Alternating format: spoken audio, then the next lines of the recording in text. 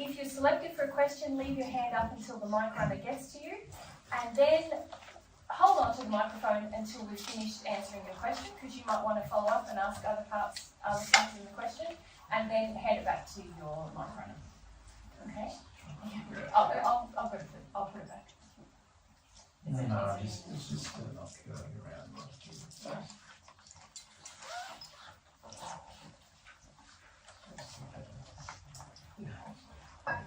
Okay, good. Well, I think it's just the angle of it.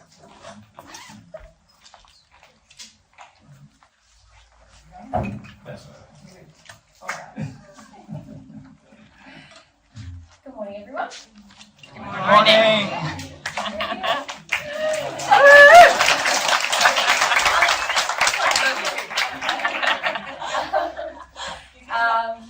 Just a bit of housekeeping.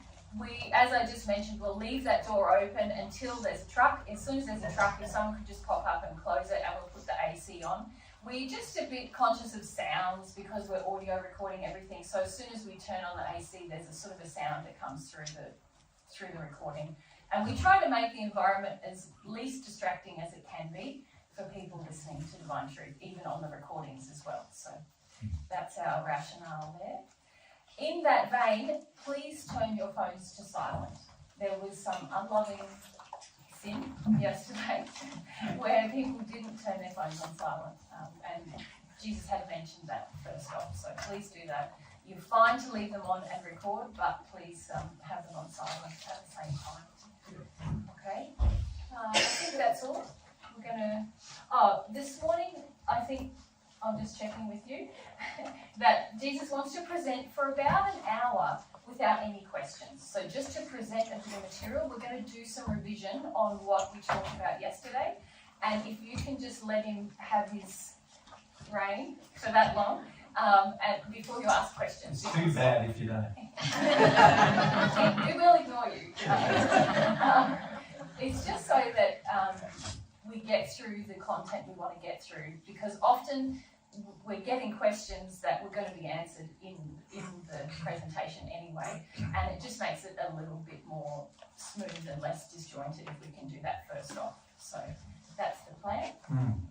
We're going to focus on principles today. We got a bit into the weeds, didn't we, on the particular issues of pets and sex.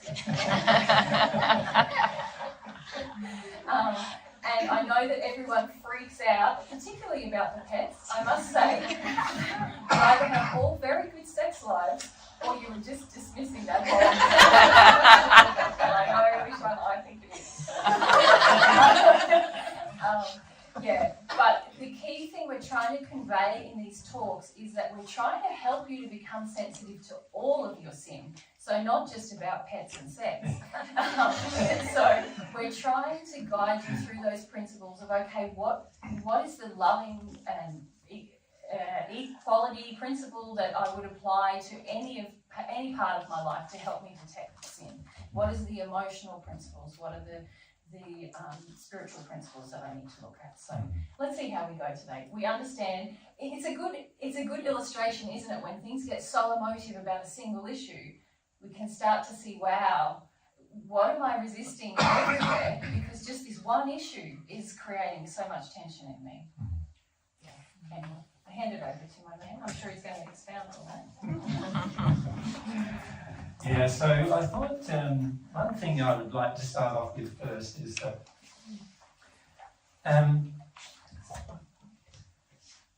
God's feelings about you are that He wants you to be happy and content and eventually reach a state of bliss in your life. That's what He wants for you. He wants to help you do that.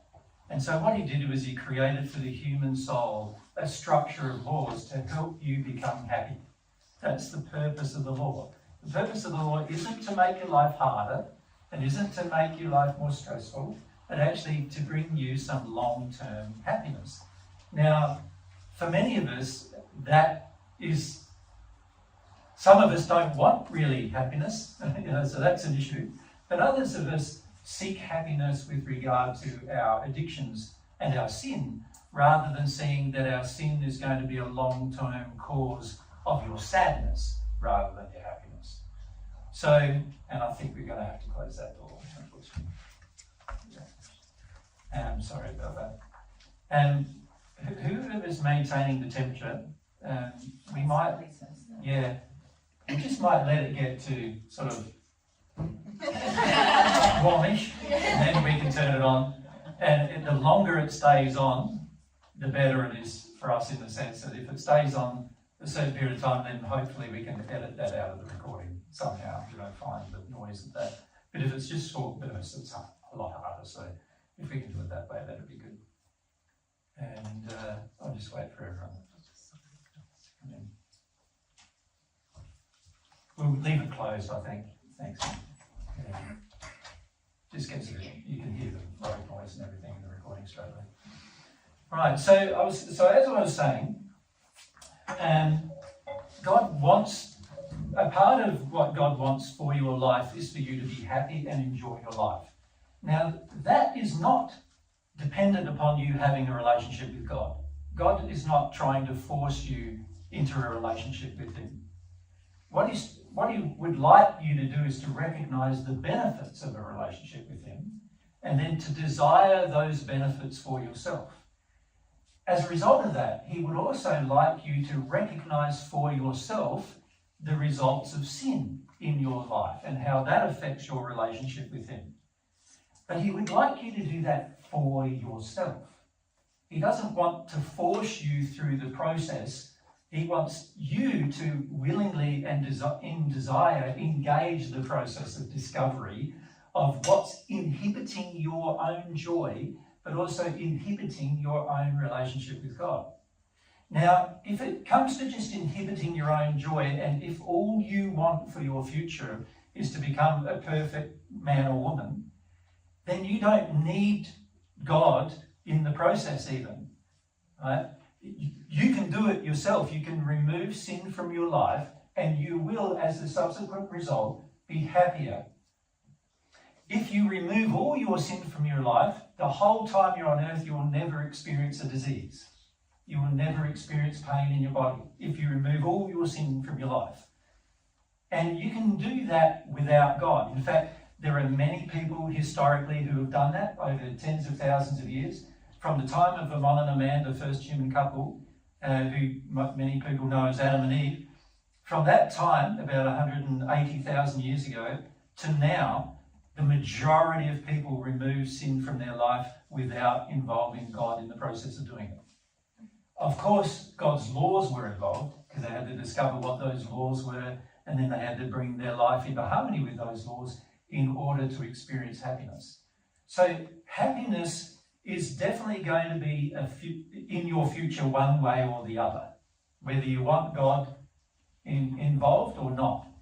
The difference between the relationship with God and not having one is that beyond the sixth sphere, there are the seventh and the eighth and subsequent spheres above that, where you experience even more happiness than the natural man can experience. So you as a perfect person can only experience a certain degree of perfection that is to do with you remaining a person, remaining a human in the fullest sense, and having no part of God enter you. So that's one option. The other option is to have a part of God entering you, God's love entering you, and transforming your soul beyond that state of being human anymore. And that's why we call them angels, because they become more than human because they've now got a part of God's love in them. Now, the whole purpose of having a relationship with God is God wants you to experience the kind of bliss that He experiences. Now, obviously God's infinite and you're never going to get to that point of experiencing what God experiences.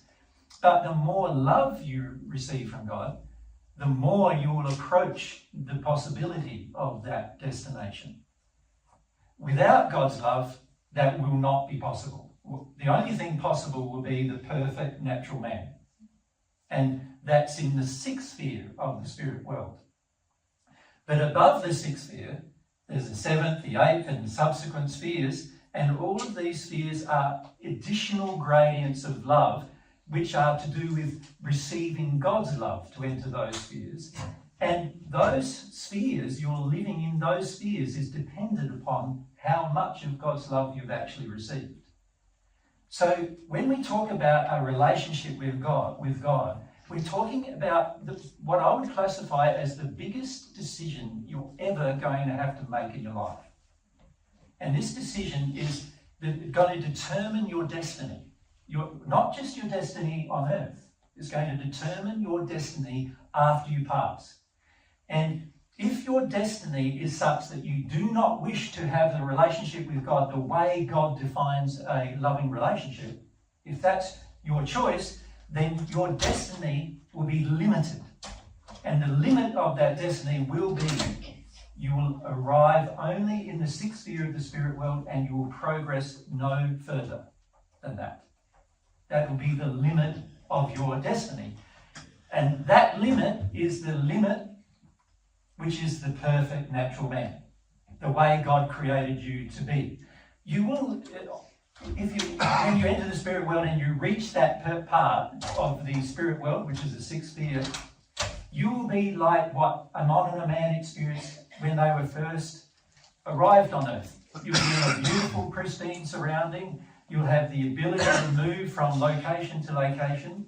In that location, you can go across galaxies. You can visit all sorts of places all through the physical universe, limited to that sphere. And it's a dimensional space where you can just transfer your body, move your body around. You can go from Earth to other places in the universe in this dimension, in this spirit dimensional space, and you can see them all and you can visit them all and you can have a very, very interesting life. But it's limited. So that's what you've got to consider. It's limited because that's the limit of your destiny unless you receive something additional from God, a substance from God. So when we talk about the relationship with God, what we're saying is that God has love and that belongs to God. And that love can be given to the soul only if we desire it. And the desire has to be pure and sincere in order for the love to be given. And you can understand why that is the case, because if you had an impure desire, then naturally there'd be some lying or fakeness about it, which is not going to interest God at all. So when you develop this longing, and that is an exercise, remember yesterday we said, of your free will. When you develop this longing using your own will, so it's not going to be dependent on anything else but your will. It's not going to be dependent on another person. There is no mediator between you and God. It is just you and God. God wants every one of his children to have this potential of this relationship. And if you exercise your free will to be sincere in your longings for God's love will flow into your soul, and the net effect of it is a substance from God is flowing into your natural soul that doesn't have that substance. And the effect of that is that your soul changes. It starts changing. To have, you could say, standards that are way beyond human standards, right? And the more of this love you receive, the more capacity you have also to understand the universe in which you live, and also the more capacity to visit parts of the universe that the perfect natural man cannot visit and will never be able to visit. It makes sense to you? Now, these things, I must say to you, are a scientific fact. Now, for those on earth, it's hard to believe these facts. But once you become a spirit and you start investigating the possibilities of life as a spirit, you'll start to see that these things are facts. Now, Mary and I have had 2,000 years of experience of these facts. And we understand that for most people, when you first hear it, it sounds a bit like far-fetched. And it sounds a bit like, well, you know, how can that really affect my life now? But if you plan for that life now, you will have major benefits when you arrive. And it's like going to any new country, really. It's like, let's say you decide here in Canada you want to visit, let's say you're going to visit Australia, right?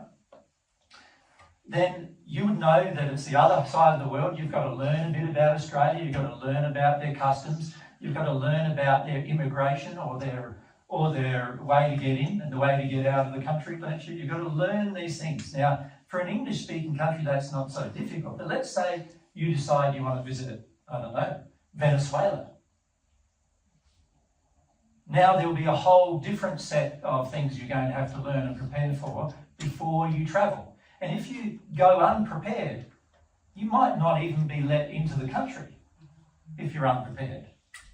If you haven't got the right visas, you won't be let in. And you can think of the spirit life as the same way. Unless you have the appropriate visa, you are not going to get into the next sphere or the higher sphere or condition. And unless you have the appropriate visa, if you like, to get beyond the sixth sphere, you will never get there.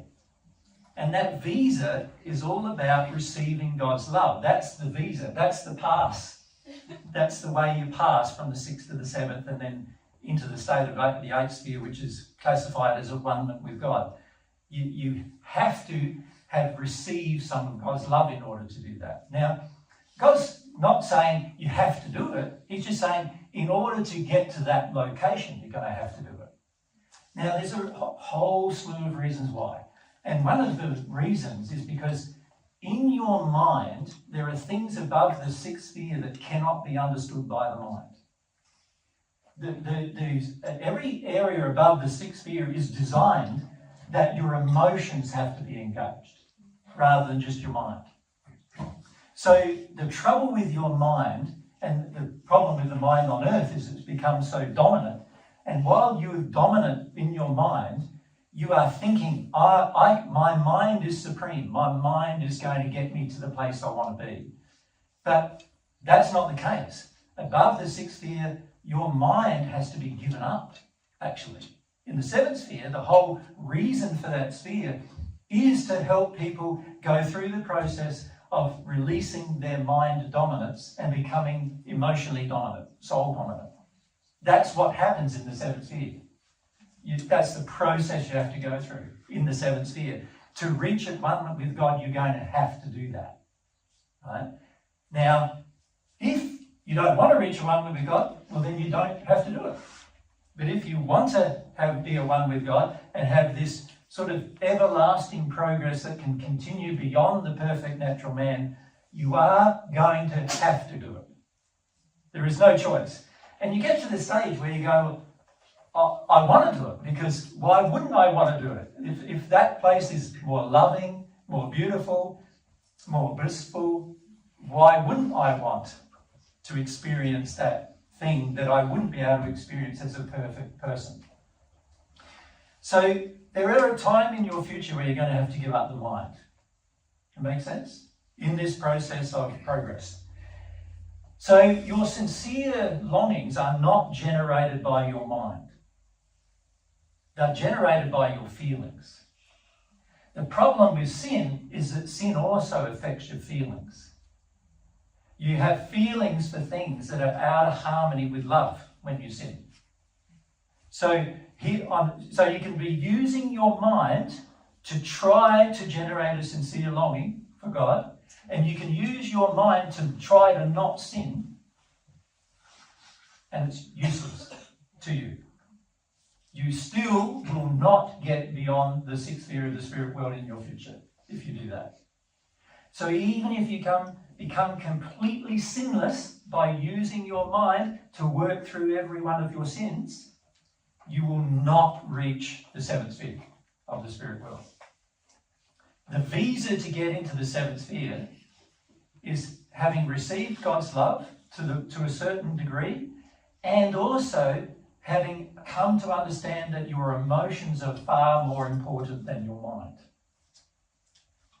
To the point where you don't really worry about what you think about anymore. There's no thought anymore. There's only feelings that drive thoughts.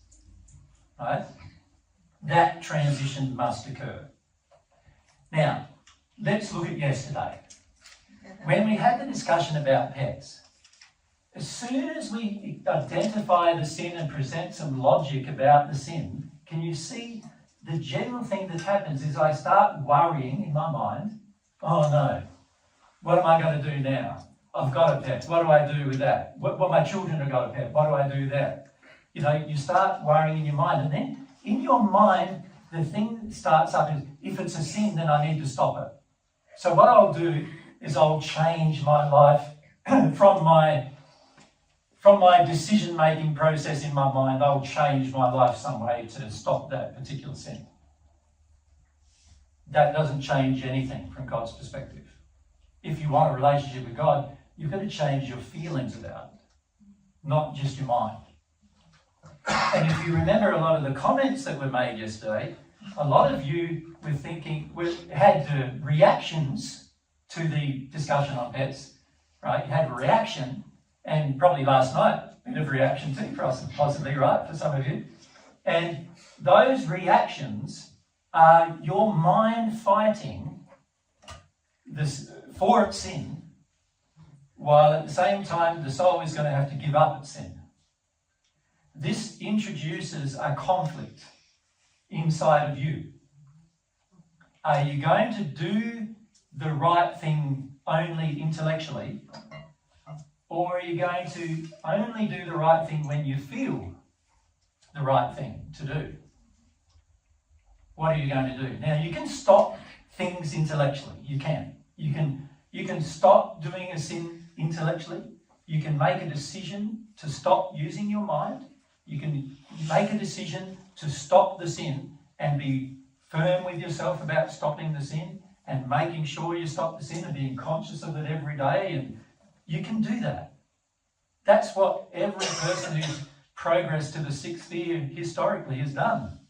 That's how they got there. And you can do that. And you can work through the feelings you have about that as you do that, because you will have feelings when you try to stop an action that you really want. So if you really want a pet and you need to stop having one, then you can see, I really want one, but I need to stop having one if you believe you need to. And then you're going to end up in this sort of state, aren't you, where your feelings are saying have one and your mind's saying don't have one. And eventually this war, the battle that's going on between your feelings and your mind, is going to have to be resolved in order for you to calm down, in order for you to become relaxed and peaceful again. This is one reason why a lot of people don't want to hear about their sin, right? Because every time they hear about a sin, there's an internal battle. The internal battle ramps up inside of yourself, and it's very uncomfortable, and it feels like now there's no peace. And this Jesus guy has just brought me no peace to my life now, right? And that's the way we think. We go, well, how do we deal with that? Oh, we just avoid him, and then we get to have some peace. But it's not going to work that way for you in the spirit world. Like, it's got nothing to do with me. It's got everything to do with God's law and what that's going to demand of you, right? And so at some point you'll come to realize that, and then realize there is a battle going on between the sin that's inside of you and then the methods you use to reduce that sin, to change that sin. And you have a choice of using a method, which is the perfect natural man's method, which is use your mind, shut down the desire to do the action, or feel the desire to do the action but don't do it, and then go through this internal conflict until that conflict is resolved emotionally. And that's what will be required for you to change most sins if you progress towards the perfect natural man. And that's going to take a long time, right? The average person to reach from Earth to the sixth sphere takes 200 years. Once they know what to do. Now, it may take them 1,000 years to learn what to do, and then 200 years to do it. The average person takes 200 years. It's very rare. We have met some people who've taken 50 years, but they've lived a very moral life on Earth, which is not what we see happening very much nowadays. But historically, the average person, 200 years, once they become aware of their sin, it takes them 200 years to sort themselves out. Can you see, if I don't become aware of the sin, it might take thousands of years. There's people we know from our first century life who are still in the same place they arrived in the spirit world, in the hells, as they were 2,000 years ago, because they haven't even become aware yet of their sin, let alone desiring to change it, right? So it's going to require from you a decision, a choice, a decision. What are you going to choose to do? And also it's going to require a choice as to which way you're going to use to progress. Are you going to use the method to progress that is using your mind and mind dominant, or are you going to use this method to progress that involves receiving God's love and progress that way, which becomes very emotionally dominant? Those are the methods that are available to you. There are no other methods. I know the world says there is, but there isn't. Every other thing they say is all just slight variations of the mind method. You know? So when they talk about neuro-linguistic programming, or when they talk about, you know, dealing with energy, or when they talk about, you know, all other forms of progress, well, they're all just using mind, right? And none of them are God's way. And so there's really just two paths. And this is what I said in the first century to everyone. There's really just two ways. There's the broad way, which most people take, right, that leads to the perfect natural man. In the Bible, it's now quoted as leading to destruction, which is not the case. I said it was leading to the perfect natural man. And then there's the narrow way that leads to infinite growth and life, God's way. They are the two ways.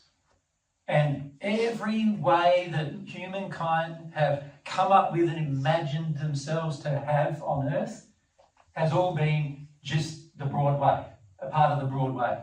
The broad way is like hundreds of thousands of different ways, all determined by different people and different suggestions, and they all end up at the same place. So in the end, it's just a great big wide way using all different methods to get to the same place. Right? And then there's this narrow way, which is a method that is the only way that God has defined to enter this relationship with God to the point where you become at one with God and can live in a place of bliss that's forever progressing, always progressing, never staying the same. You think if you reach the sixth sphere, let's say it takes you 2,000 years to reach the sixth sphere, let's say, and you reach the sixth sphere, and then, you know, you're there for 100,000 years. Imagine. Now, I know for many of you, 100,000 years is like hard to even imagine. But imagine after 100,000 years that you still haven't moved from the sixth sphere. You're living the same life you were living 100,000 years ago. How's that going to feel? Boring. Can you see after a while it's going to grate on you probably, right? It's going to end up feeling like, well, what's next? You're going to wonder, what's going on? Like I've progressed to get here and now I can't progress anymore. What's happening? Is this the limit of my destiny? And in fact, in the sixth sphere, there are colleges, what you would classify as universities on Earth, examining that one question as how they can reach the seventh sphere. Without God, of course. So they're trying to work out how. And it's actually a physical impossibility because you can't get there unless you've received some of God's love. Right? And you can't even understand the place unless you've received some of God's love. Right? So if we look at our discussion yesterday, you can see we raised the pet issue. Just one tiny, remember we talked about the hierarchy of sin, and the pet issue was really the physical, right, on the physical level. Choosing to have a pet is a physical sort of decision. Of course, there's a lot of emotions and spiritual beliefs driving that decision, which are more important actually than dealing with the physical problem, for dealing with the physical problem. But if you look at this, that one decision, and you go, it took us an hour and a half to flesh it out, and most of you are still not very convinced, right? How long is it going to take you to resolve an issue of sin that's bigger than that? Can you see it sort of like, what kind of humility is it going to require from me to deal with something bigger than that? Something that is not even really about me about a pet, and it's already taking me an hour and a half to even get to the stage of having a reasonable discussion about it, to look at the picture. And of course, we didn't look at the whole picture of it in that hour and a half. We could have spent a day or two. Is it going to take a day or two with everything? Well, obviously, if it's a physical thing and it takes a day or two, and there's hundreds of physical things we can do wrong in any moment. And then, if you look at the hierarchy, let's look at the sexual issue that we discussed yesterday.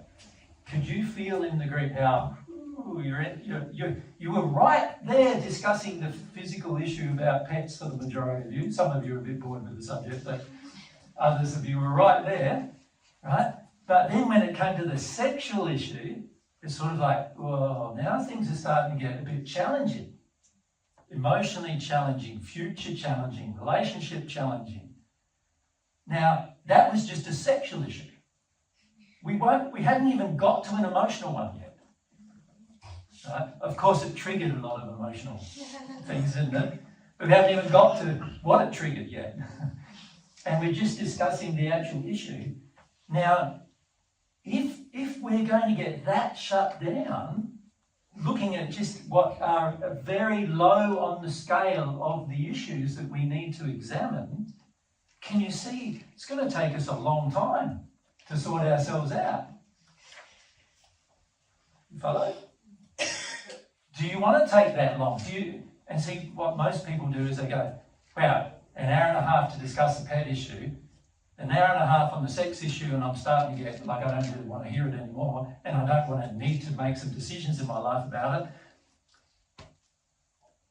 Where are we going to go from that with the emotional issues and the spiritual issues? See, I want to raise some emotional issues and spiritual issues with you today, right?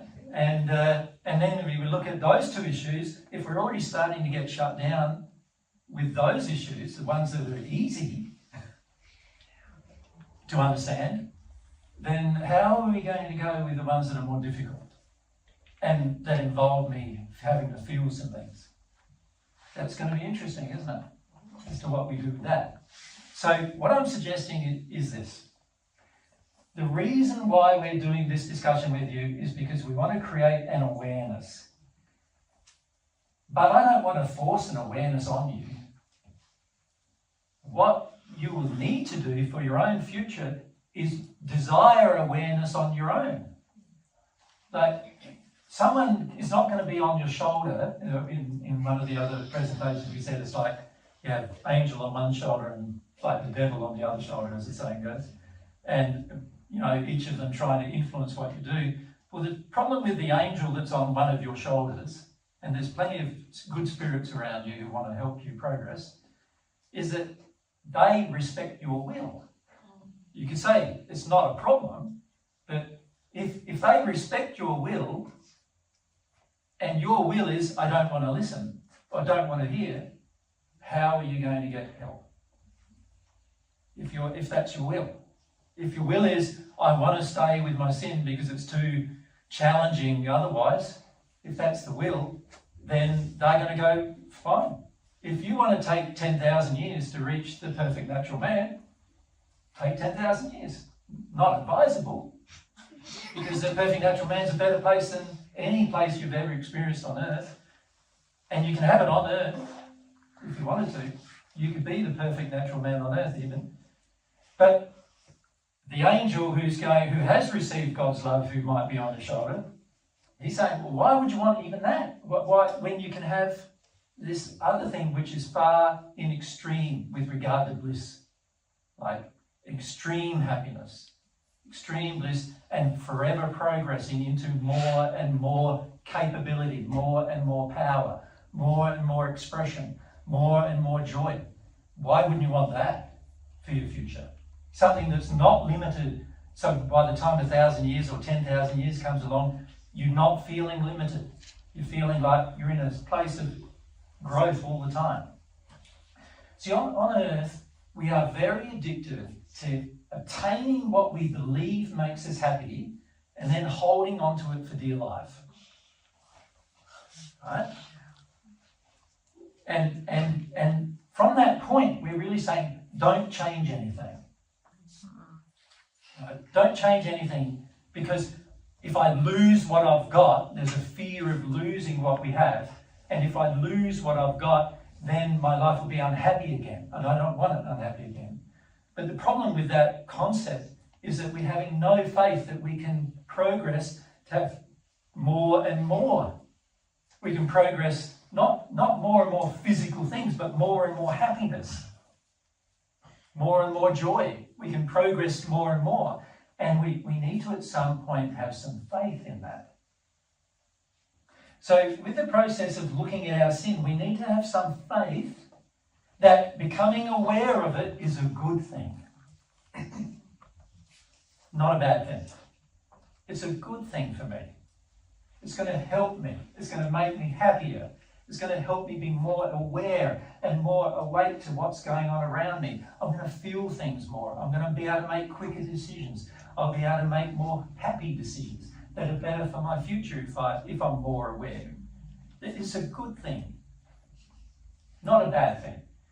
But you can see from yesterday when we talked about what are you going to do with your pet, most of you are going, it looks to me like every option's a bad thing. Keeping it means I'm sinning. Then how do I get rid of it? How do I take responsibility? I give it away to another person. Then I'm causing them to sin. So I can't really, in good conscience, do that. What do I do? And a lot of times you'll end up with the thing of this animal, which is destroying the environment and other things as a result of my attitude. I changed my attitude and I realised I don't want to keep this animal anymore, but now the animal is in my household, reminding me every day of my past sin. Right? What am I going to do about it? And the average person will go, I will just wait for it to pass. And if that's 10 years, they'll live with that for 10 years, rather than actually making more loving choice than that. Right? And the reason why we will do that is because we don't want to confront the full extent of our sin, which is that we don't want to repair the damage of our sin. You see, for most of us, when we recognise a sin, we want to go, please forgive me for the sin. And if we direct that at God, it's please forgive me, God, for that sin. And we're hopeful that God's just going to go, right, you're all forgiven and there's no consequences anymore. Even if you are sincere in your request for forgiveness, God does not wipe out the consequence. The consequence being the effect of the sin. The effect of the sin will continue until you do something about it. So if you teach something that's wrong, the effect of that sin will continue until you do your best to teach the right thing instead. Right?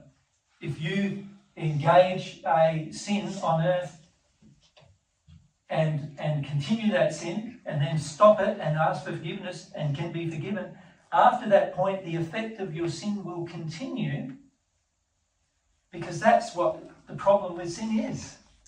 And it won't continue inside of you because you've been forgiven. It will continue outside of you and you'll notice it and you'll feel about it. And you'll go, whoa, look at that. I created a sin, and even though I now know I'm forgiven, I'm still needing to sort out the fact that I created that sin. So I have friends in the spirit world who are now at one with God, but are still working on trying to correct the effect of their sin while they're on earth. Trust me, it's far better to not sin than do that. But that is a requirement. And when I say it's a requirement, you feel it inside that it's a requirement. You'll feel it. If you've done something that has continued and done something wrong, you'll feel, once you receive God's love and you are forgiven for what you've done, you'll feel the requirement of correcting the effect of it. And you'll want to. It won't be like, oh, I have to. It'll be like, I have to because I want to. Like, it needs to be done. And I did this, so I need to correct it. And that's how you'll feel. Far better to not sin. Far better. So, the reason why most of us struggle with this is because when it comes to the sin, it's like, I don't want to know. I just want to make out it's not there or just ignore it where I possibly can. Right? And that attitude is going to slow your joy. It's going to slow down your potential for happiness. It's going to slow down your ability to receive truth. It's going to slow down your ability to feel through specific emotions. It's going to make your life like treacle, glue, where you feel stuck in a place for long periods of time. That's what it's going to do to you if you have that feeling. It's far better to have the feeling, I want to change. I want to grow. Now remember, God is not going to force you to exercise your free will to grow. He's not going to do that. It's something you're going to have to exercise if you want to grow. So that's what I would like to remind you of. And looking at yesterday's conversation, you can see it's good to get head up about things. You understand? Because you can at least feel the passion in you about, I don't like that idea and this is not good and what's being said to me. And as somebody put up their hand yesterday, are you telling us we should kill our pet? And, all this kind of thing. It's good to get head up about these things in the sense of feel the emotion of it. But also contemplate, why is it so hard for me to see the love or the lack of love in something? It should be relatively easy for me to see it, shouldn't it? If you think about it. We all claim to have some level of love, and we all claim to love our partners and love our children and love the environment, even many of us claim. But when it comes to the nuts and bolts of seeing our behaviour, the average person doesn't want to see it. And this is why the earth is in the place it is. Because the average person would like to live in a facade about their real state. They'd like to live in a facade that they love. They would like that. To get out of that is going to require this quality of sincerity. The ability to examine one's own heart and to feel that I want to make changes because what I'm doing now is not good enough. Not just not good enough for me, but not good enough for my partner, for my family, for my environment, for the world itself. And you don't have to be self-condemnatory. You just need to get into a state where you want to make change. Right? It doesn't require you, like the Catholics used to do. They get out a whip and every day whip themselves for their sins in penance. It doesn't require that. God doesn't require that of you. What he would like to see is your desire to change. Right? So he doesn't want you to go into all this self-punishment and, attacking yourself. Because that's like the Catholic man with his whip, beating his own back. But he wants you to recognise and become aware that the sin is there and you can change it. It's your creation, you can change it. He didn't create it. He created laws to help you get over it. And you can change it if you engage those laws. That's what he wants you to know. So when we look at these issues, we really want to, if we can focus ourselves when we look at these issues on this particular part of the issues, the principles. We want to make sure that we grasp the principles, not just the little individual sins, but the principle of how to resolve it. So yesterday we discussed some principles, and most of you forgot them during the discussion. Now the principles were that firstly there's a conscience.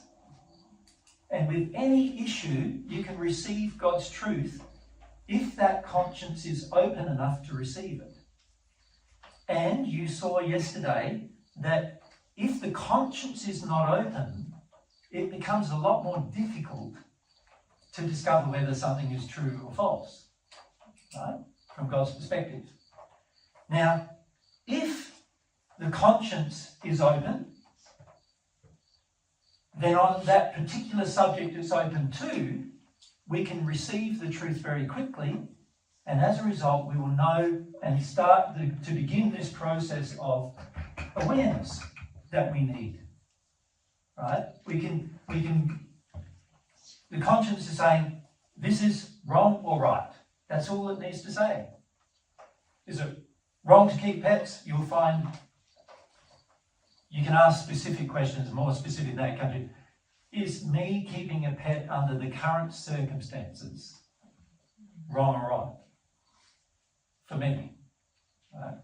Now, in the case of a farmer who's using his animal to help him farm some for wool, he's going to have a more righteous answer, isn't he?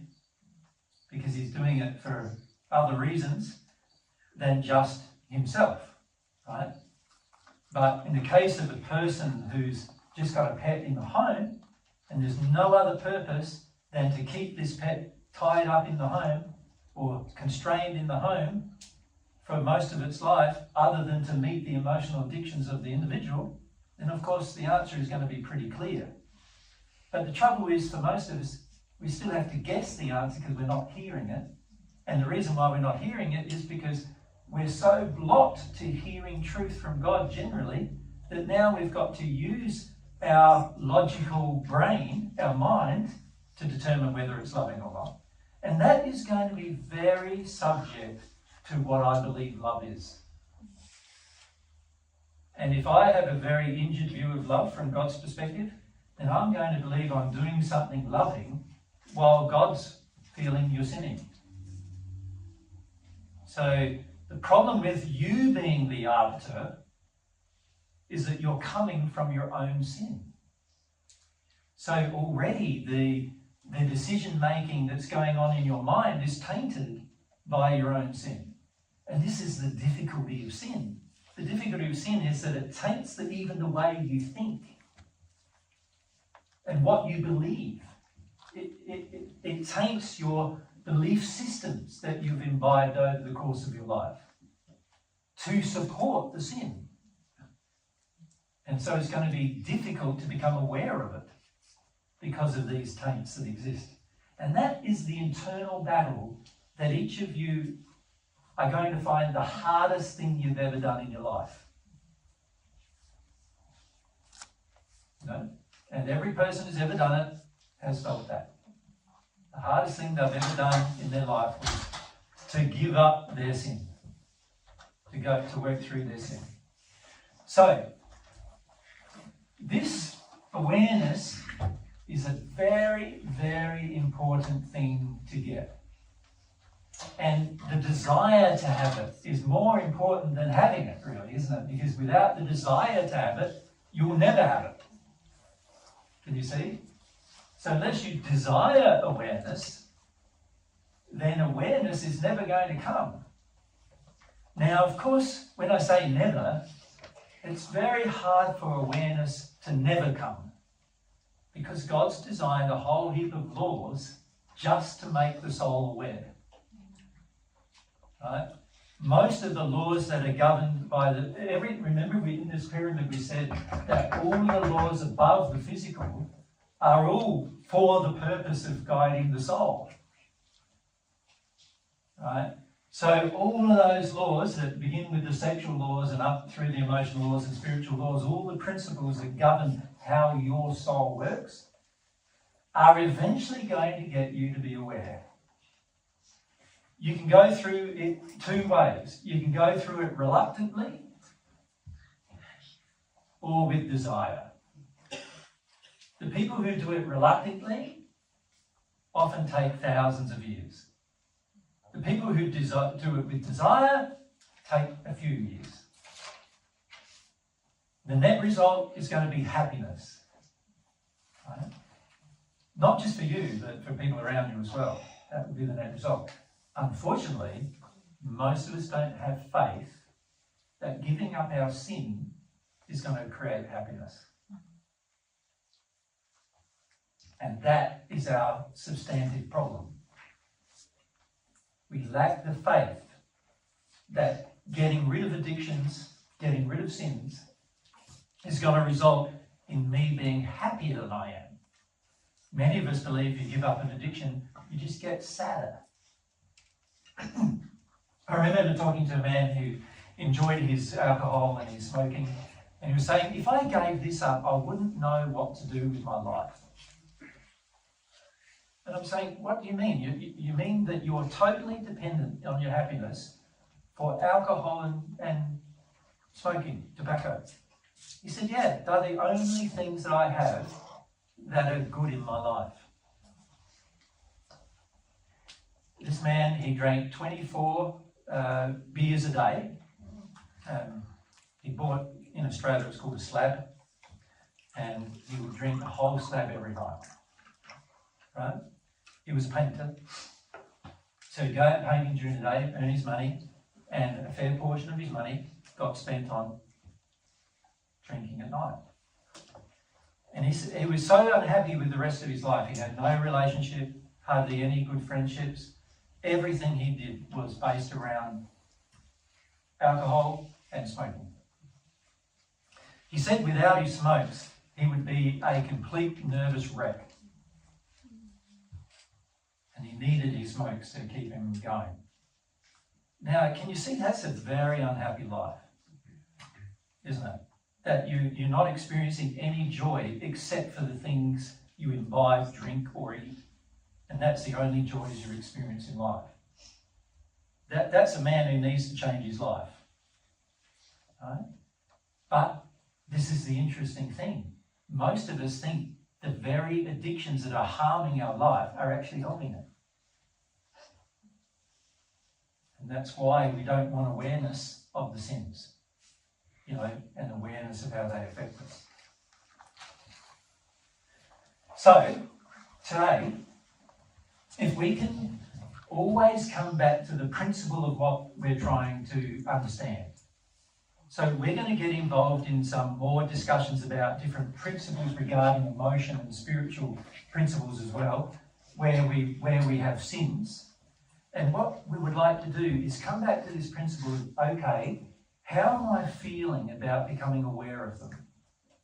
Am I feeling like I want to resist the process, I want to fight it, I want to argue for my sin, I want to fight and say I'm all good when I'm not? What do I want to do? Do I want to fight for that sin?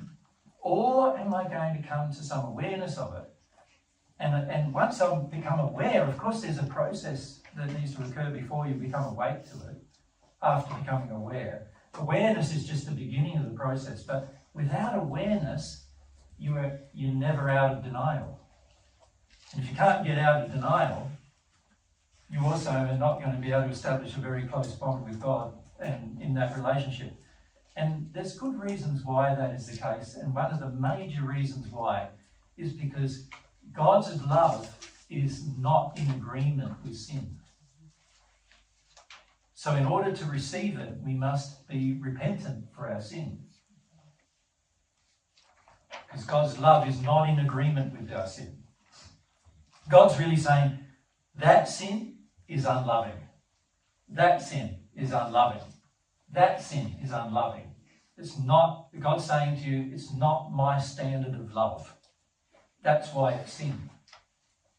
And if you have God's standards of love, you will have the ability to live even a blissful life on earth, not just in the spirit world, but on earth. That is all ahead of all of you if you wanted it. But it's going to require dealing with your relationship with sin, not just your relationship with God. It's going to require how much do you want your sin? How much do you think you need it? How much do you think it satisfies you? And are you going to become aware of it enough to want to change it and get to the stage where you have a desire and a belief that changing it is good for you? Is that going to happen? Right? So that's what I would like to focus on today. We want to get we're going to get into some more things about emotions and spiritual things today. And maybe we may revisit some other things physically and sexually as well, right? But in the process, what we want to do is focus on, okay, how am I feeling about this now? And be honest about how we're feeling about it.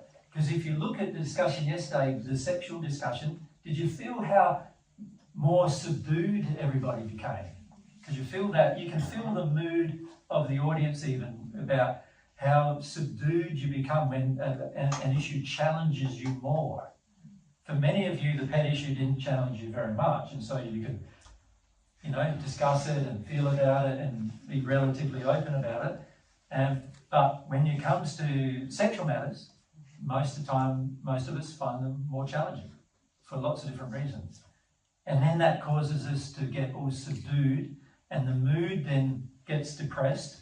Now we're not in a state of desire of wanting to know why it's a sin. We're not sort of experimenting with, oh, why is that? Why does that happen? So the thing I'd like to recommend to you is this. And this is something I've recommended all of my life, right from the first century. You remember it as a quote from the Bible that says, unless you become like little children, you will not enter the kingdom of God. Right? Many of you who are Christian would have heard that statement. What that means is, how does a little child treat truth? Does it treat the truth with resistance and avoidance? Or does it have a fascination for it? Which one is it? It's a fascination, isn't it? A little child goes, why, Daddy? Why, Daddy? I don't know, any of you are mum or dads, you would have at some point experienced this, right? Why does that happen? Then when you tell them why is that true then? And then you tell them why is that true? And you get to a place where sometimes you don't even know why yourself, right? And so it becomes very difficult. And so it's like, why is the sky blue, Daddy? And I go, well, I've got to go and investigate why the sky is blue, just so I can answer that question. And the child is not, he's not judgmental about the answers he's getting, is he? He's assessing without being judgmental. He's open to the ideas and the concepts, and he's open to them being proven through further questions and discussion. Right? That's how the attitude of the child. Many times as adults, we become so arrogant that we don't have that attitude anymore with life. But we are in in your first incarnation, which all of you here are, you're in the infancy of your life. You think there are people who have lived on this earth who are now 180,000 years old. And how old are you? Like 90, 80, 70, 60, 100, even if you're 100. You're young. For them, it's like baby young. You understand? Yeah? They've lived 1,800 or more times more life than you have. Right? Baby young. So don't give up the attitude you had as a child of seeking, searching for more truth, finding it. God will reward that search. In the first century, I used to say to people, keep on seeking, keep on knocking, and it will be open to you. Yeah? Many of you who are Christians would have heard that statement too, right?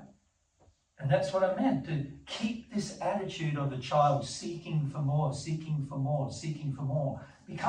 Learn to become a student of life for the sake of your own happiness, but also for the sake of the happiness of those who you will come to love, which won't be just limited to your family or your friends in the future.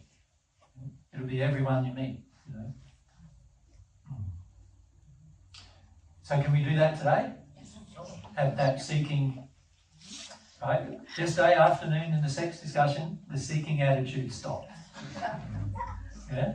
Because many were challenged by the soulmate discussion and, all that stuff can get pretty challenging, yes? And what do I do? And what about my future? And there's all these feelings that start coming up. And the trouble with a lot of these feelings is they stop the seeking attitude. If you can maintain a seeking attitude, you'll eventually arrive at the truth. Yeah? So if we can keep that attitude, we're going to do well as a group. Now, yesterday, I felt you did pretty well in the pet discussion. It was a seeking attitude. So when it comes to the sex discussion, not so much a seeking attitude anymore. And there's things we'll discuss today. You have a seeking attitude or not. Now, every time you seek, more truth will come to you. Right? And you need to each learn that you can seek for it. You don't have to be reliant on another to have done their search and then they tell you. You can seek for it. And in fact, eventually, God's law, when you have a relationship with God, God's truth, or you could say the search for truth, will be written on your own heart. It'll become a part of you.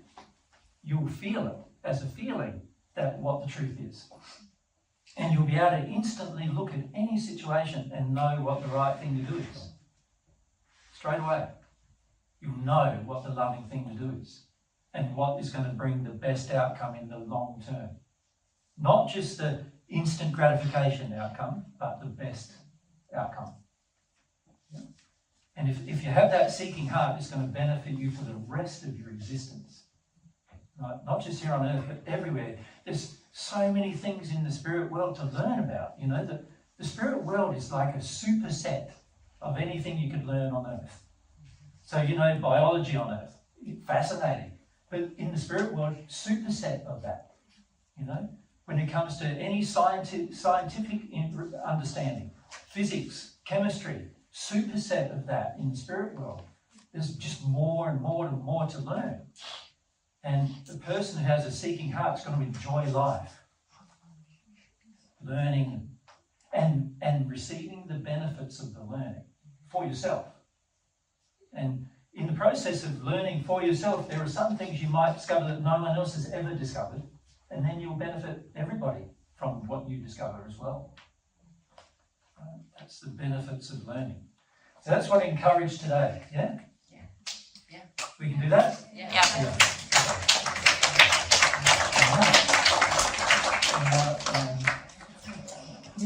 I'll go for another half an hour, and now we're open to questions again and discussion, right? So let's focus back on this awareness. And we want to focus on sins that are emotional in nature.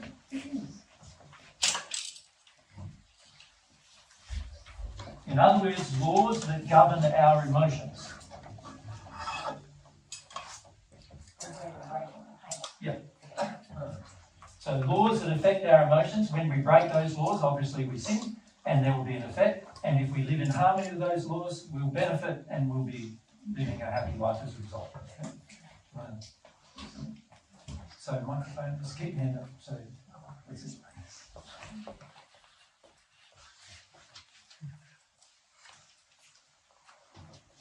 Okay. I'd like to jump in right where I closed down in the sex yesterday. Yeah. The talk on the sex. When we came to the part about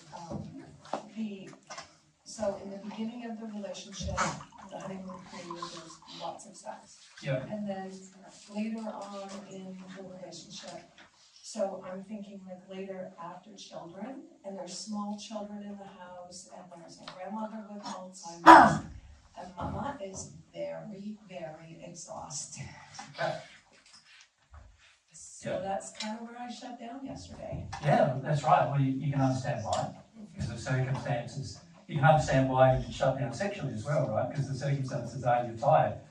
What are you going to do to change your life so you're not tired? See, children shouldn't make you tired. If the children are appropriately, have laws established in your household, actually they'll add to the benefit of the household. It's only when the children are lawless that they're going to make you tired. So teaching the children God's ways. Yep, and particularly about laws, right? And also establishing laws in the household of what they're allowed to do, what they can't do, And they've got to contribute to their own life. They've got to, by the time they should be 2 or 3, they should be cooking, cleaning after themselves. 3 years of age, by the time that, we've got some children in Australia we've been helping the parents with, and by the time they were 3, they cook in their own meals, they prepare their own meals, they don't go shopping yet. By the time they're 5, they're given the budget and they go shopping for themselves. Eli started shopping. He's got his own trolley, Oh, but he yeah. can't pay. He can't pay yet, but Eli 3 is he's doing his own shopping, and Mum will say, no, that's no good, you can't have those lollies, and explain to him why and whatever. But he goes through the checkout, puts his gear on the table, goes through the whole process of right? When he comes home, he cuts up his own food, he prepares his own food, he knows when he should go to sleep because, when he's tired, and if he doesn't, then there's laws that are enacted to change that. So by the time he's 4 or 5 or 6, he should be a breeze, right? So when you want some sex with your husband, he'll be going, I'll clear out, you got your time, right? There won't be any problem there with the children. Now let's look at mother with Alzheimer's. What decisions are we making? If you're unable to care for a person by yourself and you're finding it very, very difficult to care for a person by yourself, then you've got to consider, don't you, to make some different decisions. Now, usually, unfortunately, in the household, it's left often to the woman, isn't it, to care, right? She's the one who's viewed as the nurturer or the carer, and so you're taking on a role. So you've got to start looking at, why do I take on this role? And why does my mother have Alzheimer's in the first place? Right? And am I paying for her choice? Right? See, this is a thing that most people won't face with regard to diseases on earth of all kinds, is that most of them are caused by the person's individual choices. Right? And so we've got to come to a point where on earth where we all understand the personal responsibility of the disease. That there's something going on inside of me that causes me to want to attract this disease to me, that I need to address. And if I became more loving with it, I probably wouldn't have the disease. But let's say the person has it, because they haven't done it well. Right? Then is it right for you to pay the penalty of someone else not dealing with their own sins? No. So what are you going to do about that? How bad does it look when you say, I don't want to care for my mum anymore? It looks bad, right? And so for the majority of people, what they will do is they will go, that looks bad. I'm not going to make that decision because it looks bad. I don't want to look bad. It's more important to me to not look bad than do the right thing. And so what I'm going to do, instead of exhaust myself for the rest of my life until this person passes, and the person might get Alzheimer's in their 60s and pass in their 90s. So you're talking like 30-year program of looking after someone who doesn't even know you anymore, doesn't even want to know you anymore, right? And why? Why do we do these things? And most of the time it's done because we're worried about what people think of us. We worry because there's all sorts of community endeavours to sort these kind of issues out. There's all sorts of things that can be done actually, and to actually encourage people who don't want to remember their life to remember it. There's things that can be done to reverse Alzheimer's, right, as well, by, there's music things, but they're going to have to cope with emotion at some point. And the reason why they've got Alzheimer's is they don't want to, right? And that's going to have to be addressed. And they're using their will still to not deal with anything. So are you going to support that? There's going to be tough decisions needing to be made here, right? As to what do we do with people as a community, as a whole earth? What do we do with people who do not want to be personally responsible? What are we going to do with those people? We've got to come up with some solutions. Those of you who are caring for someone, you're in the prime seat to come up with some loving solutions, because you know the hardships. You know what's involved, you know the feelings involved, you know what you're going to have to work through feeling-wise to do it. Now, if you did all of those things, so the question was about sex, right? But if you did all of those things,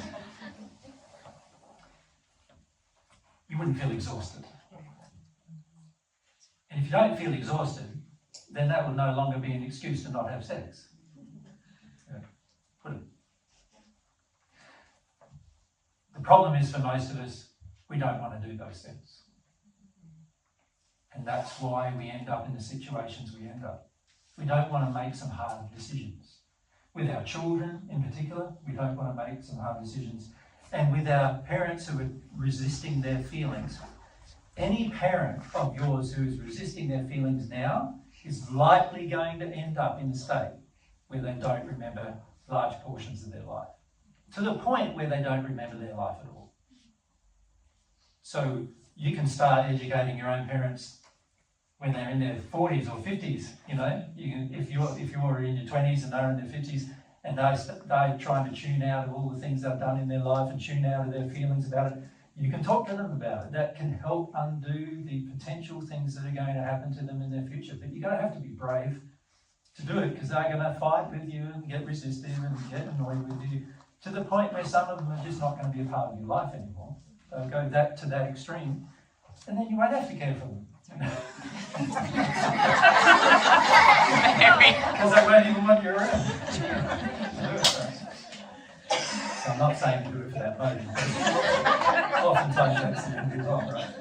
And so a lot of times it's because we do not want to confront an unloving situation and actually deal with it in the moment that we end up in places of exhaustion. And as a result of that, it's going to have an effect on the joy of your own life. And because sex requires time for people to spend time together, it requires romance, it requires a number of things from us. When we're exhausted, we don't feel inclined towards those things. Of course, that makes it more difficult. And yet, that relationship, the romantic relationship, can bring a lot of joy to your life. So what you end up doing is sacrificing, like, desire for approval from others and desire to be thought of as good and all these kind of things. You end up sacrificing the joy of your own life for those things. And that is not good for you. Yeah? So I'm not suggesting you don't care for people, but there are certain things you can do firstly in preparation for what is coming, but also things you can do when you're in the situation to buy you more time. Right? And it's going to require cooperation of both parties in the relationship, isn't it, as well? Because one thing that happens with a lot of men is when you start caring for someone else more than you care for them physically, the men start getting pretty annoyed with that as well, right? That often happens, and then that causes a degradation of the relationship as well, right? As women, if you're invested in the perception that you're a good mother and invested in the perception that you're a good person, you are going to make very bad decisions for yourself. Unloving decisions for yourself. Yep. So these investments are going to have to be dealt with. They're out of harmony with love. God didn't design you to be a mother. God designed you to be a person who's able to procreate, right? Which any woman on earth can do, right? So God's purpose for you in your future isn't to be a mother. God's purpose for you in your future is to learn who you are and engage that nature and personality to its fullest extent. You might be a scientist. You might be a chemist, you might be a biologist, really, in your heart. That's what you might be. But when you're so invested in just being mummy to somebody, you're going to give up the nature, your own nature. I don't have any problem with having children. I've had some of my own, right? Mary's had some of her own too, right? We've even had one together. And we have no trouble with having children. What we have a problem with is when you're over-investing all of your addictions in your children and you're not developing yourself anymore. That's the problem. And that, of course, means, like the sexual relationship that you have with your partner and eventually with your soulmate is a part of your future development. If you're giving that up for the sake of anything else, you're giving up the wrong thing. Yeah? Make sense? Changes need to be made. Good. Sandina?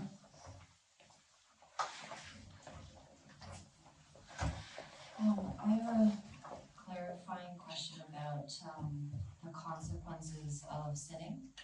So, consequences of sinning, Yep. yeah. So you said today that God doesn't force us to change. Yep.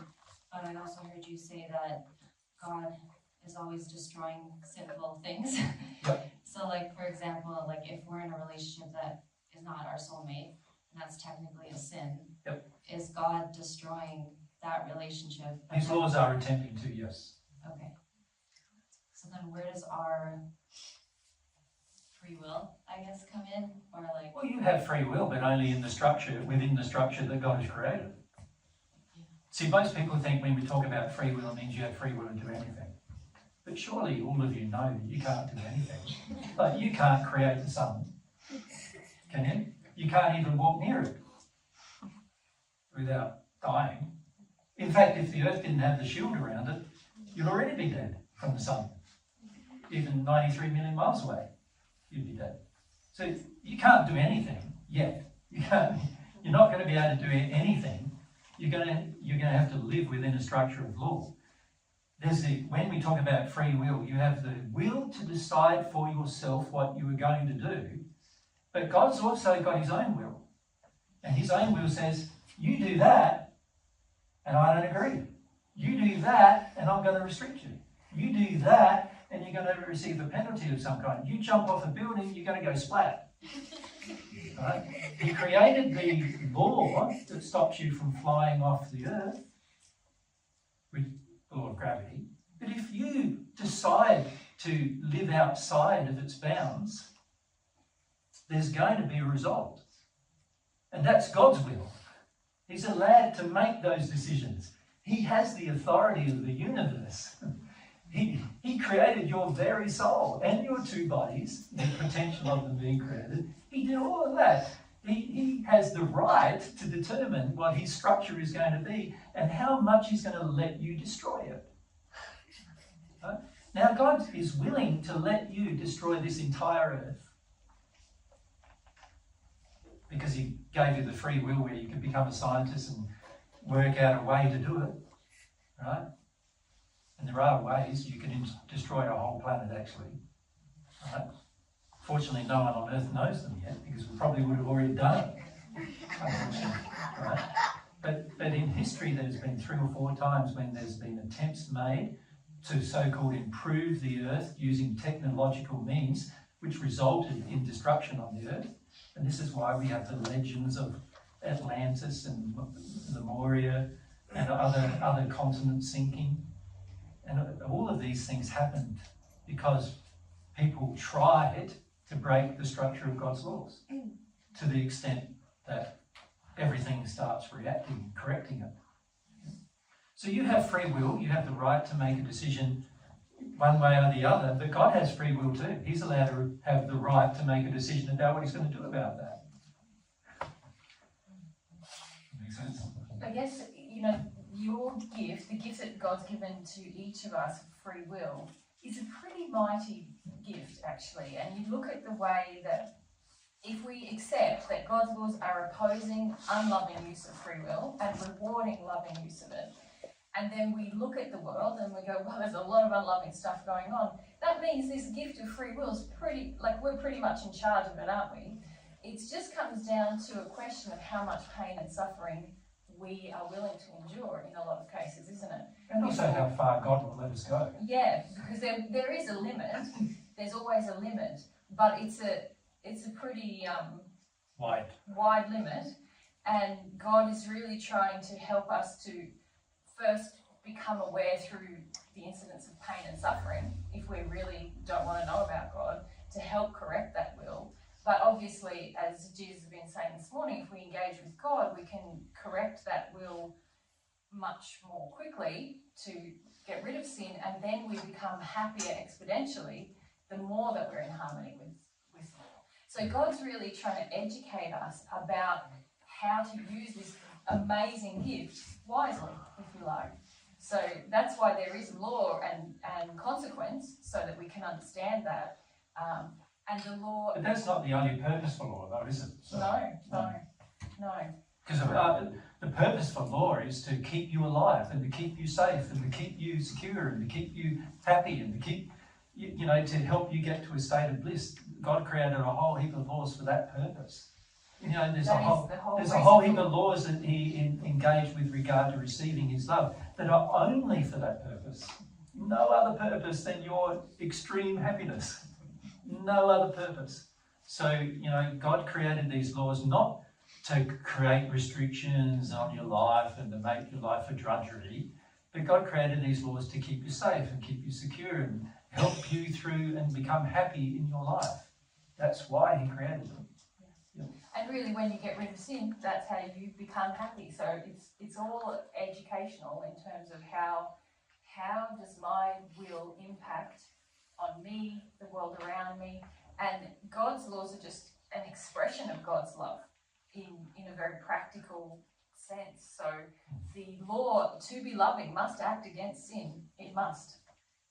Otherwise, it wouldn't be loving, would it? It's like what we were talking about yesterday when there was the discussion about, well, is it my business to say anything when something's unloving? Well, yeah, because otherwise I'm supporting it. And it's really God's in the same position. It's His business to say something when you're being unloving. Yeah. Okay, that makes sense. I think I have, when I get a consequence, I think I see it as punishment. Yeah. Or I feel it as punishment. Yeah. So That's because we believe the sin brings us joy. So it's all about perspective, isn't it? When we believe the sin is going to bring us joy, and then it brings us a consequence that's negative, and we feel then we're going to get punished, we're basically not seeing, firstly, that the sin is not going to bring us joy. It never does bring joy, right? Even though there might be the instant illusion of it, there's always bad consequences for sin, always, right? And not only just for you, but also for many, many others. Your sin causes bad consequence for others as well. Like the way we're destroying the earth at the moment is the next generation of children are going to have some bad consequences, aren't they? Right, so our sin is affecting even the next generation. And if we really loved others, we would see that. That even though our sin gives us the illusion that it's good for me, right? Like having autonomy, burning fossil fuels, and all these other things, using all this energy all the time, seems good for me, but is it good for the next generation, and the next generation, and the next generation? And then let's look at the whole principle of science being the solution to problems. Hasn't science so far been the cause of a lot of the problems? So how is it ever going to be the solution to the problem? Unless humans are more loving in the application of science, it is impossible for science to be more helpful with our future. It's only going to be more harmful, right? So unless we change our attitude even to science and the application of science, we've got to change there too. And the reason why I raise those things is because what we're seeing is that when God's laws is a standard, so you can say God's laws are like a line drawn in the sand. It's not a wavy line either, by the way. It's a very like, like ruler line, straight line. And when you cross it, the average person goes, well, I should have the right to cross it. Well, God doesn't feel you have the right to cross it. He feels He's given you the will where you can choose to cross it. There's a difference between you having a right to do it and having the freedom to do it. It's like you have the right to commit murder. Is that true? Well, not legally. You have the freedom to do it, Yeah. but it's not right, is it?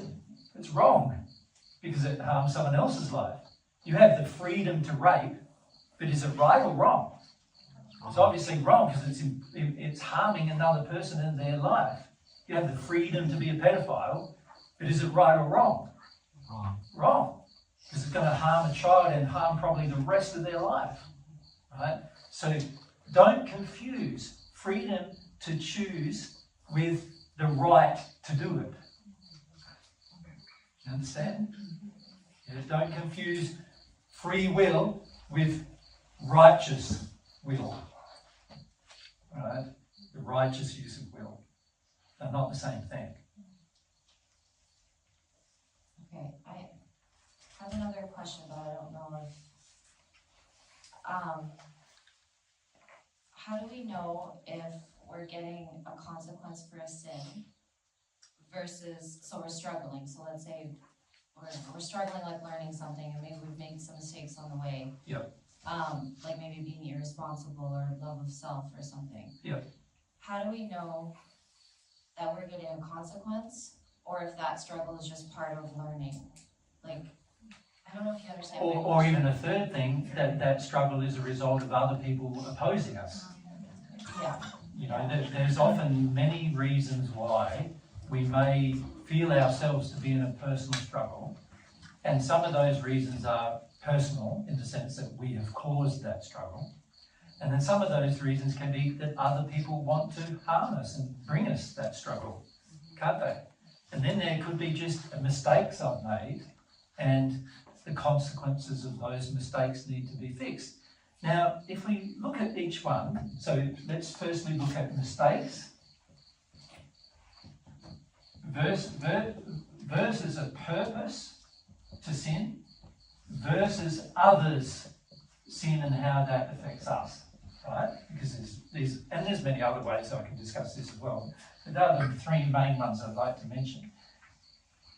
From God's law's perspective, if you make a mistake, as long as you're willing to correct it, everything's done and dusted. But it's not to say there's no pain, because there will be pain. It's like when you're riding a bike and you're learning and you fall off, it hurts. But it's not punitive, it's educational. Yes, you're saying you're motoring along on a push bike. If you fall off again and you're doing 30 kilometres an hour, it's going to hurt. And it tells you straight away, don't do that. Like, whoops, don't do that. Become more proficient at this thing you're doing. And so that you don't do that. You're hammering away with a hammer and you hit your thumb and it hurts like hell, right? And then you go, don't do that in the future. Become better at hammering those nails without hitting your thumb with it, right? And after a while you learn that the more proficient you become, the less problems you have. So that's making a mistake and learning from it. And from God's perspective, making a mistake and learning from it is fine. You know, it's going to take time to be proficient in everything. When you were a baby, you had to learn how to walk. You fell over. You probably cried a few times. You know, you let go of the emotion and you got up and you walked again. And eventually now you walk, and how often do you fall over now? It's not only until you're 95 or something that you'll probably fall over again. And that will be because of muscular, atrophy or whatever is occurred. Once you become proficient at something, it becomes like natural. After that, the mistakes have been helping you learn.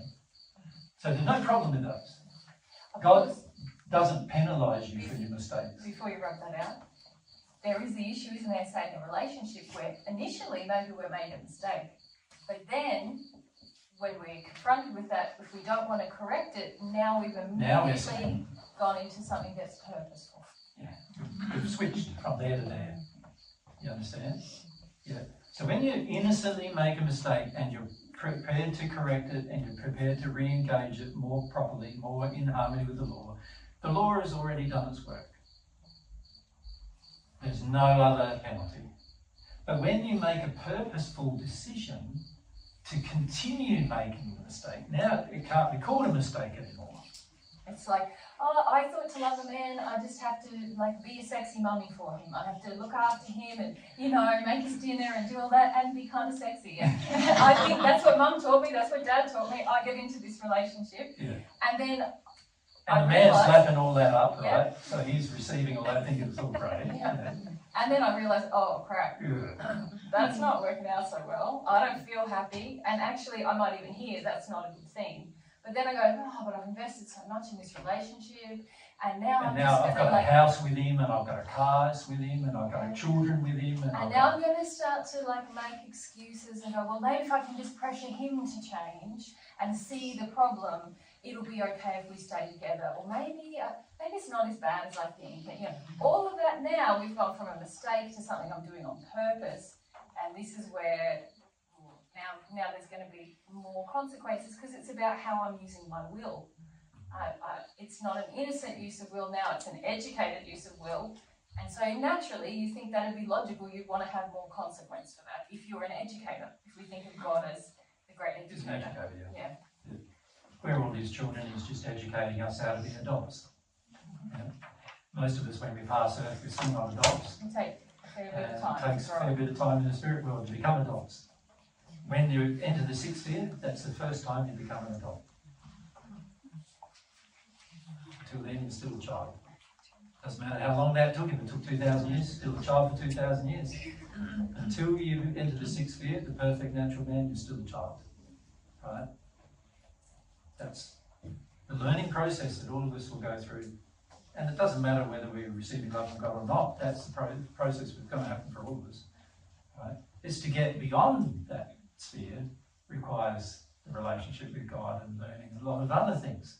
Beyond being an adult, it's about learning how to be an angel, which is a different process, right? Yeah. Right, but you're going to talk about purpose. Yeah, purpose. So now I'm engaging, as Mary's just mentioned, purpose in order to sin. Now that I'm engaging purpose to sin, obviously the consequence for my sin must be greater. Otherwise I wouldn't be correct with it. Right? If it wasn't greater, you'd think, oh, well, having a mistake's the same as purposefully sinning, so I might as well purposely sin more often. Right? And that wouldn't be good for your future for a lot of personal reasons. You see, again, if I'm addicted to the concept that sin is good, which most of us on earth are, right, then naturally I think then if I'm limited, it's bad. But actually, from God's perspective, limiting your sin is good for you. It's going to make your life better if you can limit your sin and not let you just sin so much that eventually you destroy everything. Imagine if you could sin so much that you could destroy the whole universe. Right? You know, then God's whole creation would be wiped out. And God doesn't want that. So he placed restrictions on you. Right? And everything you do in purpose is obviously going to have more penalty than if you did it by mistake. The mistake usually has an instant consequence, which we recognise as a consequence, and then we make adjustments to correct that. Right? Done. Purpose, you're doing things on purpose. You can get the consequence, and sometimes it hardly has any effect on you. You still want to keep doing it on purpose. Often you blame others in that state, don't you? Now, obviously, that has to be much higher penalties for purposeful sin, right? Now, can I say you can do purpose in two ways.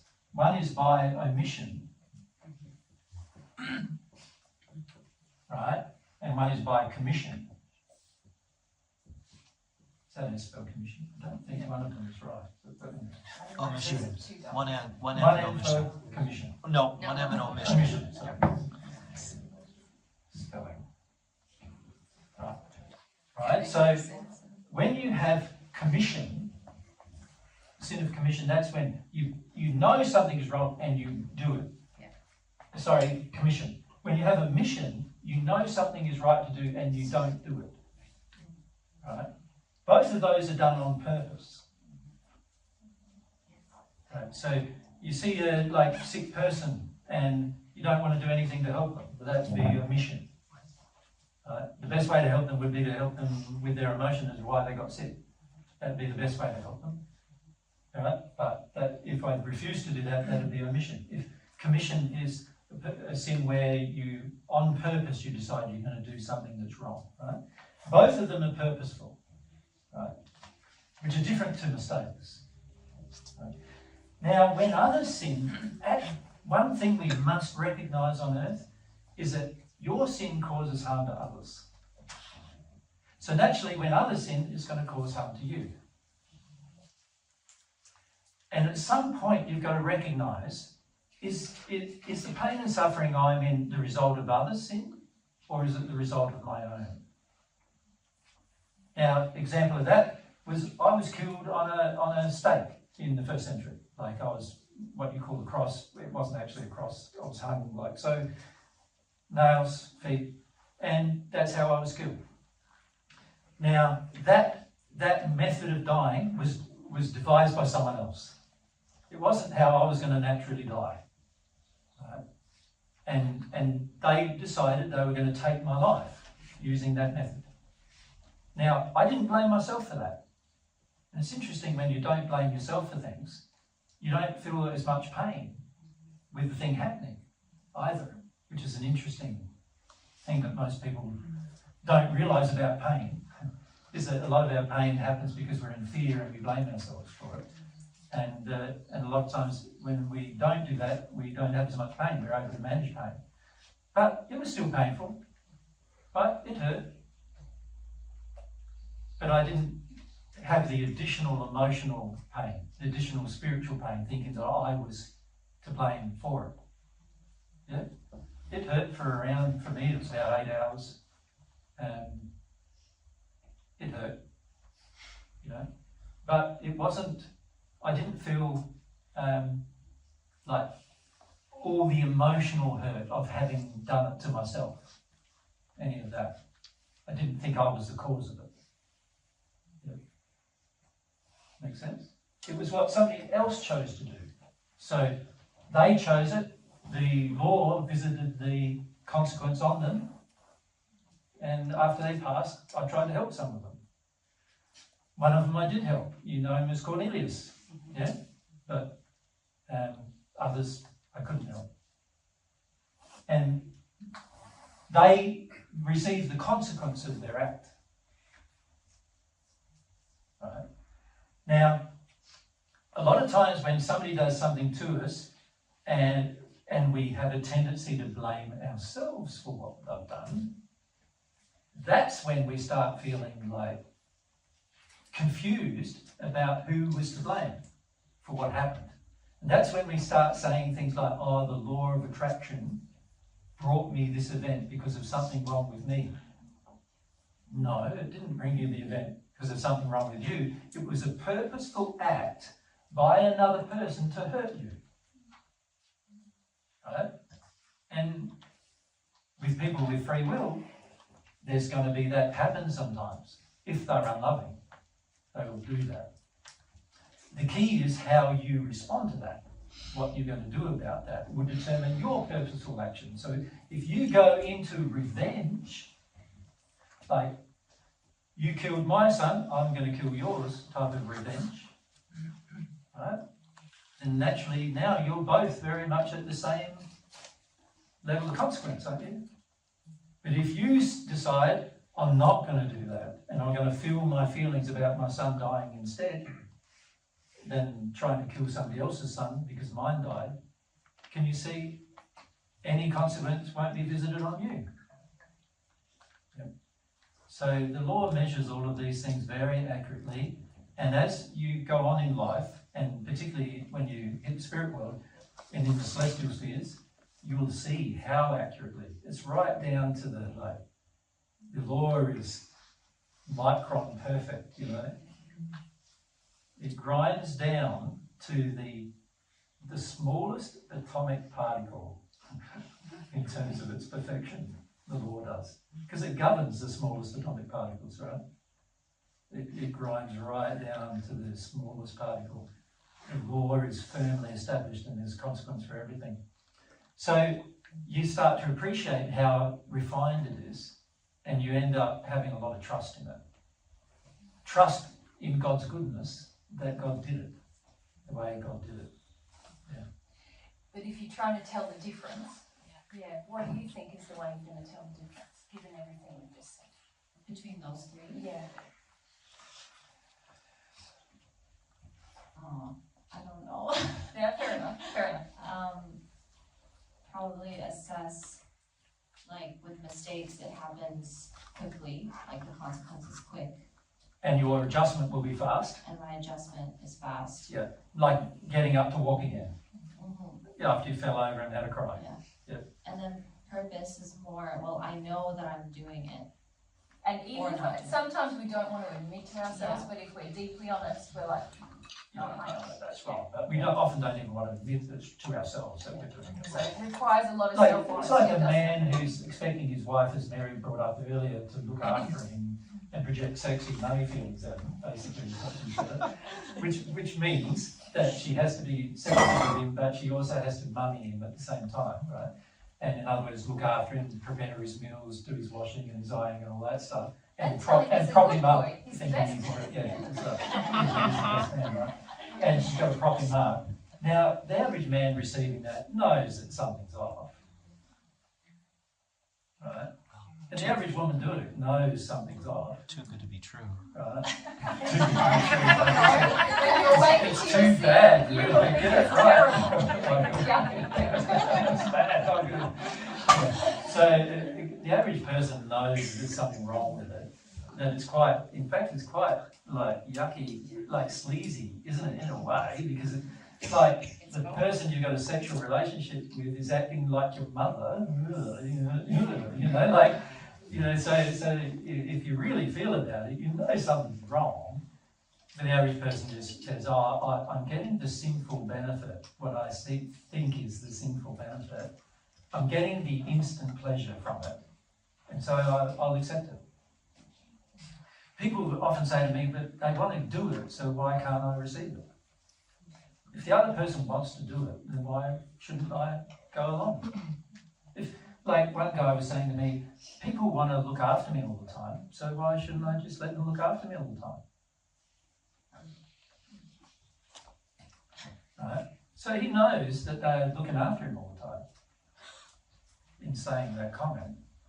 And this is the problem. Most of us do know. A lot of people think they're when they come to God, they go, oh, I made all these mistakes. And God says, you did it on purpose. This is the trouble. It's like, for a lot of us, we're thinking, oh, please, no, it's a mistake. Like, you're driving along the road, you know, and there's speed sign, you just passed, it says 90, and you go 95. Is it a mistake? You just saw it, and you still, and then when you get pulled over, oh, it was close, like, it was just a mistake, you know, and then you start even, you know, most people are tempted even going, oh, I didn't know that sign meant that, and I didn't know, you know, we come up with all these reasonings, but actually, God's laws measure everything mathematically perfectly, and so you can't claim it's a mistake when from what the law is measuring is it wasn't. You know, you're not going to be able to do that with God. God's laws are perfectly not negotiable. And if it is a real mistake, God's law measures how real it was. Right? And if it was a mistake really done on purpose, again, God's law measures that. You know, so, and at some point in your future, the more experience you have with the law and living in harmony with it in particular, you'll recognise that more. Yeah. And also the conscience. The conscience is your great carry with you everywhere to you know, go, hey, Did I do that by mistake? have I got a problem here? Is this other people, or do I also have something to look at? That kind of question. That kind of question, yeah. Got it, thank you. Yeah. There's plenty of ways that God wants to help you work it all out. Yeah. The trouble for many of us is we'd like to believe there's no ways, because if we can believe there's no ways, then we can believe that everything we do is a mistake rather than being done on purpose. And then we can come to God when our sins are rolled before us. And by the way, in your soul is a stored record of all your sins. And when they are rolled before you, as will occur at some point in your future as well, and it's pretty confronting to have that happen. When it's rolled before you, you'll go, but that was a mistake, but that was a mistake, but that, you know, you'll be going like that for a while, and that's because of this problem. Lack of awareness of the sin, but a desire to deny. Well, it's time now, dinner, eh? Have some lunch. So it's 1:45. So can you come back 1:15? Yeah. And can I just check with everyone, when we are standing here, can you see the board on this side? No. You guys can't. Can I bring the book I'm wondering forward? if we can all sit on either side. I just sensed that. It's like